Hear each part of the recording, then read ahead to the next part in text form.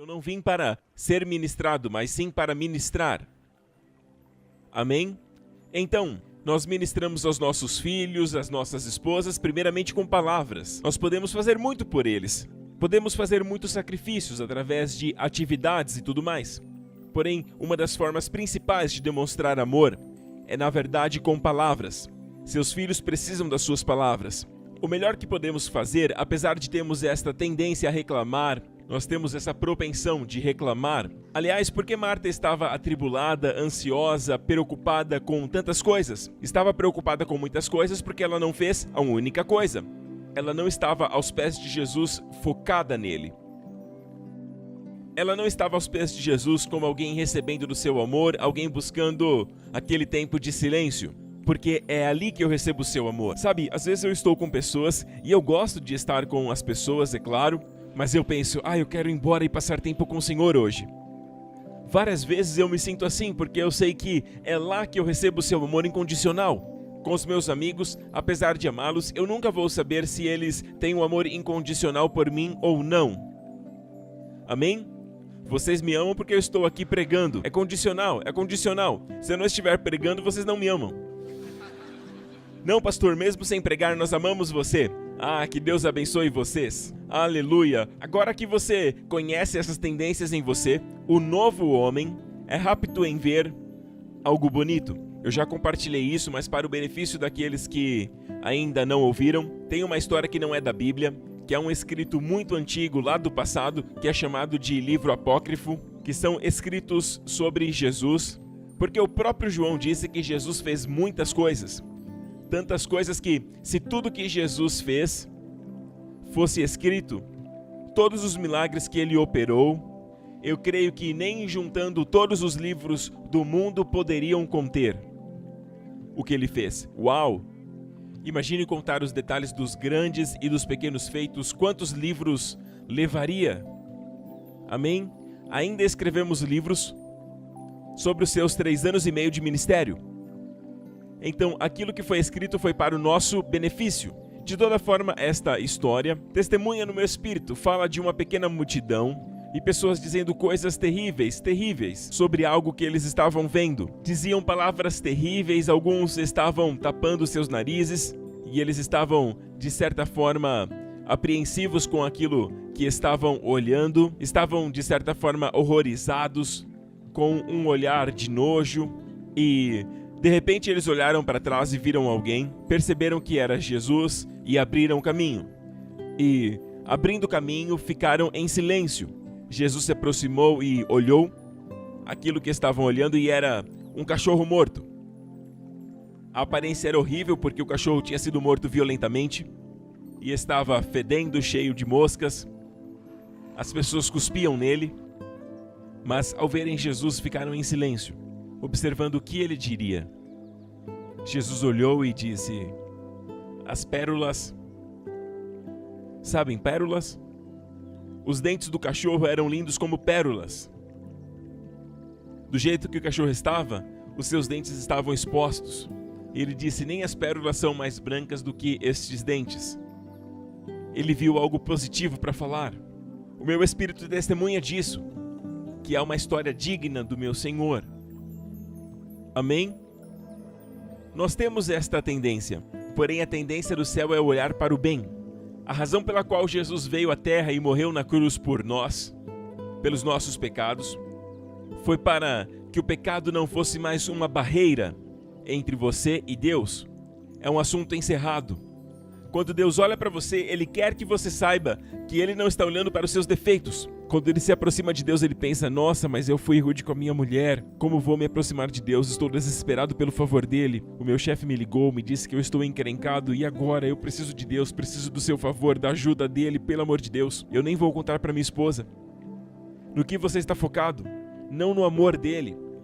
Não está focado na sua bondade. Não está focado naquilo que Jesus fez na cruz. Aquilo que o pastor Lawrence disse agora, durante a ceia. Ele sempre nos lembra que Jesus foi ferido pelas nossas transgressões, moído pelas nossas iniquidades. Não é verdade? Todo domingo ele diz, pelas suas pisaduras somos sarados. Amém? Ainda assim, nós sempre nos esquecemos disso. Sabe por quê? Pense nisso.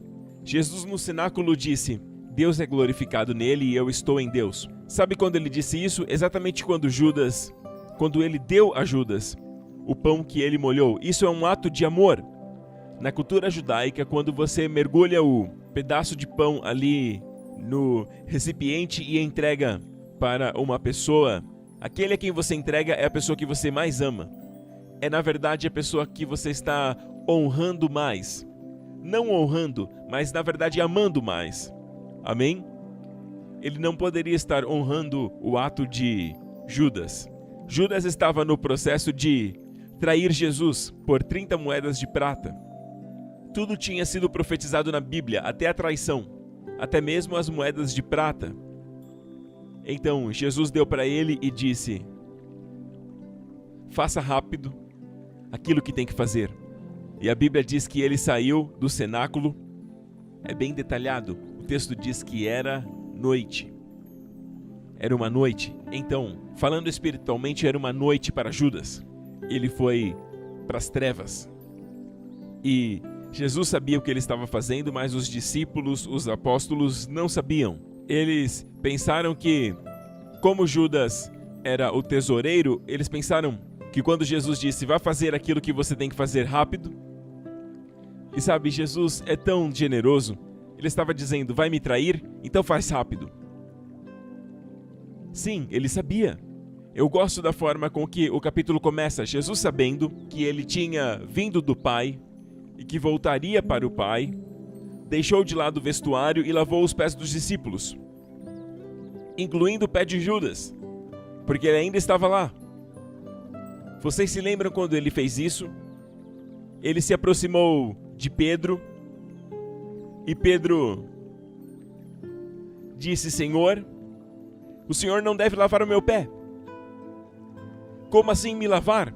E o Senhor disse assim para ele: se eu não lavar o seu pé, tudo isso está na Bíblia, ok? Vocês estão me olhando, sabe, com uma cara. Eu preciso mostrar a Bíblia para vocês saberem que está lá. É verdade. Como eu disse agora, antes da festa da Páscoa, Jesus sabia que havia chegado a sua hora de partir para o Pai. Eu amo essa parte. Tendo amado os seus que estavam no mundo, amou-os até o fim. Sendo servido o jantar, o diabo já havia colocado no coração de Judas. E é interessante que aqui o nome Judas Iscariotes, na verdade o nome dele é Judá. Isso tem a ver com a transcrição do grego, sabem? Veja, dizemos Judas, mas na verdade é Judá. Judá Iscariote. Ish é homem, Cariote vem de Kiriat. Kiriat Jearim vem da palavra Kiriat, que quer dizer cidade. Judá, homem da cidade. Ele representa uma nação que rejeita o Messias. Amém? Então Judas Iscariote, filho de Simão, o traiu. Jesus sabia que o Pai havia colocado todas as coisas debaixo do seu poder e que viera de Deus e estava voltando para Deus. Assim levantou-se da mesa, tirou a sua capa e colocou uma toalha na cintura. Naqueles dias, a tarefa mais humilde que um servo poderia executar era lavar os pés do visitante. E é claro que eles estavam no cenáculo porque em poucos dias celebrariam a Páscoa. Na verdade, logo após isso, Jesus seria preso. Então haveria a festa da Páscoa, mas a Bíblia diz que antes da festa da Páscoa, o Senhor Jesus levantou-se da ceia e colocou uma toalha, mas antes disso, veja o que a Bíblia diz. Ele sabia que o Pai havia colocado todas as coisas debaixo do seu poder e que viera de Deus e estava voltando para Deus. Notaram? Eu amo isso. Ele se levantou da mesa. Ou seja, ele sabia do plano, ele estava seguro em si mesmo. O Pai havia dado a ele todo o poder, ele era a pessoa mais forte daquele lugar. É lindo. Sabe, é preciso ser o mais forte para servir o menor. Sabe, às vezes nós dizemos: eu me humilho. Cara, você já está lá, no chão, humilhado. Somente o Altíssimo pode descer e se humilhar, se tornando do mesmo nível.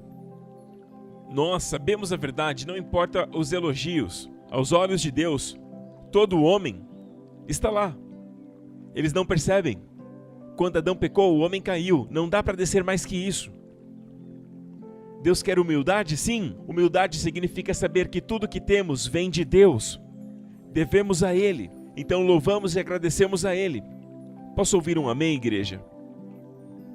Eu amo isso, porque sabendo que ele tinha todo o poder do Pai, sabendo que era o mais forte ali, sabendo que era o mais rico, sabendo que havia recebido tudo de Deus o Pai, ele se levantou da mesa, se ajoelhou e lavou os pés deles.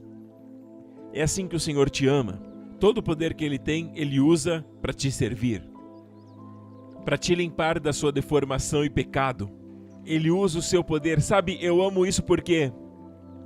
você deve entender algo. O pastor Prince está institucionalizando a ordenança física de lavar os pés. Na verdade, eu não tenho nenhuma crítica quanto a isso. Por favor, não agregue coisas ao meu sermão aqui, mas eu estou falando das verdades espirituais que Jesus está fazendo aqui. Eu não creio que Jesus estava ensinando isso para institucionalizar a lavagem dos pés dos discípulos, e te digo por quê. Neste contexto, eles faziam isso na igreja primitiva, sim, mas eu creio que faziam sabendo que era figurativo. Ok? E eu digo por que era figurativo. Os discípulos sabiam que Jesus pegou uma bacia de água e lavou os pés deles. Se Jesus lavar, se eu lavar o seu pé, você percebe? Se eu tocar seu pé, você percebe? Sim, é claro. Se eu lavar seu pé, você percebe? Claro que sim, mas veja o que Jesus disse para Pedro mais abaixo. Pedro disse: Senhor, você vai lavar os meus pés? E veja o que Jesus disse. Jesus respondendo a Pedro disse: o que eu estou fazendo, vocês não entendem agora. Se fosse apenas a lavagem física dos pés, Pedro não entenderia? Então, obviamente, não é algo físico. Ele está fazendo algo que contém um significado espiritual, uma verdade profunda a mergulharmos aí. Ele está dizendo: aquilo que eu estou fazendo hoje, lavando seus pés, vocês não entendem, porém, vocês entenderão depois.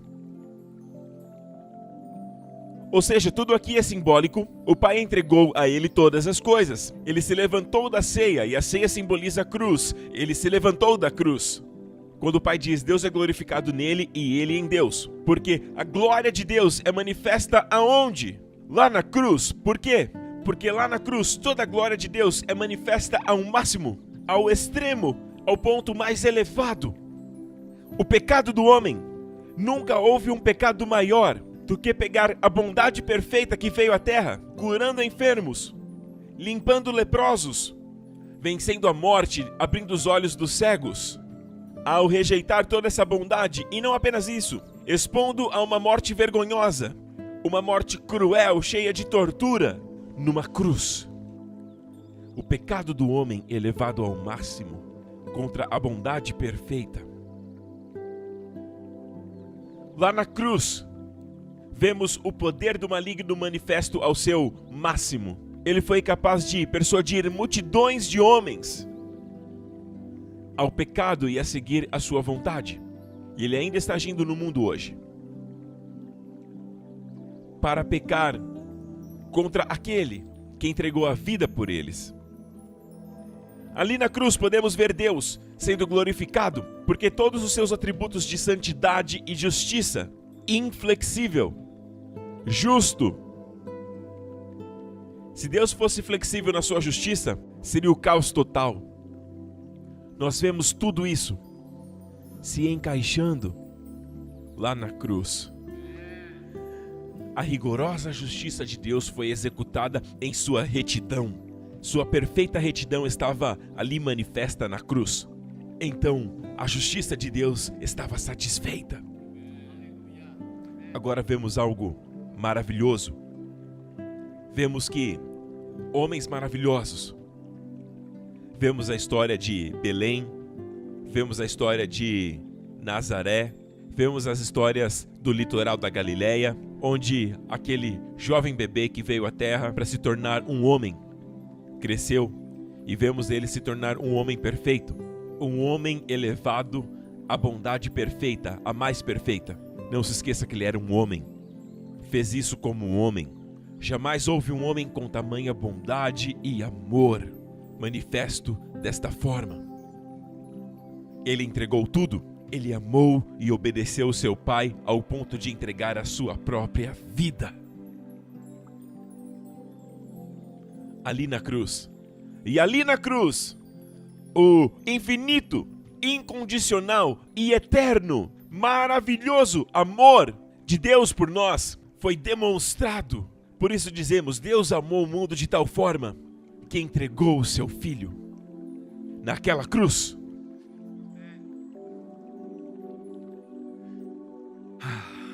Não há palavras para explicar a excelência do sacrifício naquela cruz. Tem uma oferta em Levítico, a oferta de holocausto, que trazem o cordeiro e o matam, e se borrifa o sangue sobre o altar, ao redor de todo o altar. O que significa? O altar significa a purificação de Deus. Você coloca no altar aquilo que ele limpou no Velho Testamento. O sangue no altar significa o sangue de Jesus na cruz atendeu perfeitamente todos os requisitos da santidade de Deus. Toda a justiça sobre você e sua família. E ele foi glorificado. É por isso que hoje ele pode receber pecadores. E Deus não faz assim, eu não vou olhar para ele por conta do pecado dele. Eu não quero sentir esse cheiro. Eu te aceito, mas não se importe, eu te quero de longe. Não, não é assim. Ele não tem pena. A Bíblia usa um termo jurídico. Deus é justiça. Ele é justo ao te justificar. Onde está a justiça? No que Jesus fez na cruz. É por isso que ele ressuscitou Jesus dos mortos. Amém? Como um testemunho de que você foi declarado justo, porque o homem perfeito carregou todo o pecado, que não era dele. Então, a justiça que carregamos hoje também não é nossa, mas uma troca divina aconteceu na cruz. Aleluia, igreja! Amen. Sabe, eu vou continuar pregando a cruz, o evangelho, até Jesus voltar para mim. Amém? Vocês vão sentar aí e me ouvir.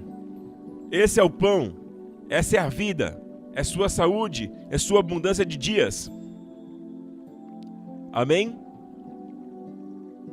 Então Jesus lavou os pés dos discípulos e disse, o que eu estou fazendo vocês não entendem agora, é especial, não é? É uma lavagem espiritual, porque posteriormente no mesmo cenáculo, ele disse, eu sou a vinha, vocês são os ramos. Em João 15 ele disse assim, vocês já estão limpos pela palavra que eu disse a vós. O que ele havia falado para eles? Foi a lei? Foram exigências? Foi algo como uma correção? Foi uma repreensão? Tudo isso tem o seu valor. Mas qual foi a palavra que limpou os discípulos? Nós falamos, versículo 1 e versículo 2. Eu sou a videira, vocês os ramos. Não vocês serão, vocês tentarão ser. Eu sou a videira e vocês são os ramos. Irmãos, de todas as árvores, se você olhar para a videira não tem ramos. Na verdade, a videira não tem galhos. Ela tem ramos. Os ramos são os galhos. Vocês já estiveram numa videira? Você deve ter apoios, vigas, que formam como uma cruz. Então a vinha, as uvas, a videira vai crescendo desta forma, se entrelaçando, porque ela não tem um tronco. Não tem tronco. São os ramos que formam a videira. Jesus disse, eu sou a vinha, vocês os ramos. Você sabe quão ligado isso está? Quando ele usa esta frase, eu sou a videira verdadeira e vocês são, é uma declaração. Vocês estão tão ligados a mim. Quando ele ressuscitou, não ressuscitou sozinho. Quando ele veio sozinho. Amém? Veio como um bebê, mas quando ele saiu desta terra, estávamos nele. Tinha algo chamado igreja, e a igreja não é um prédio, são os chamados. Amém? Os participantes da nova natureza, perdoados, e Deus não imputa pecado neles. E o grande propósito é que Deus olha para você e você não tem pecados. Amém? Bem-aventurado é o homem ao qual Deus não imputa pecado. Isso te faz querer pecar? Não. Se você sabe que Deus não te imputa pecado, mesmo quando você peca, e sabe que aquele pecado não é imputado, não te faz querer pecar. Te faz amar a pessoa que te amou tanto, que te olha como se você nunca tivesse pecado.